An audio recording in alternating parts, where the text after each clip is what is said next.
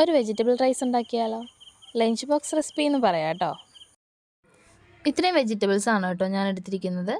Spices ആയിട്ട് ഒരു തക്കോലം, 2 ഗ്രാമ്പു, കുറച്ച് കറുകപ്പട്ട, ജീരകം, ഒരു ബേ ലീഫിൻ്റെ പകുതി.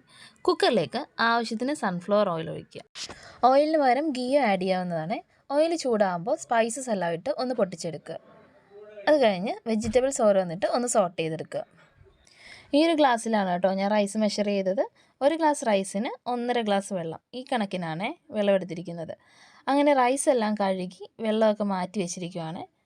ഇനി സോട്ട് ചെയ്ത വെജിറ്റബിൾസിലേക്ക് റൈസ് ഇട്ട് മെഷർ ചെയ്തിരിക്കുന്ന വെള്ളം കുറേശ്ശെ ഒഴിച്ച് മിക്സ് ചെയ്തെടുക്കുക.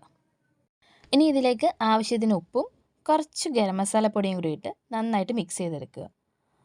ഒന്ന് തിള വരുമ്പോഴത്തേക്കും ഒന്നുകൂടി മിക്സ് ചെയ്ത് കുക്കർ അടച്ചു വെച്ച് ഒറ്റ വിസിൽ. അങ്ങനെ നമ്മുടെ റൈസ് ഇവിടെ റെഡിയായേ. ഇനി പാക്ക് ചെയ്താലോ? അപ്പോൾ പാക്കിംഗ് ഒക്കെ കഴിഞ്ഞു. ഇതിന് സൈഡായിട്ട് 2 ചിക്കൻ ഫ്രൈ കൂടി എൻ്റെ മോന് ഞാൻ വെച്ച് കൊടുത്തിട്ടുണ്ട്. അപ്പോൾ എല്ലാവരും ട്രൈ ചെയ്യുക. Okay, by.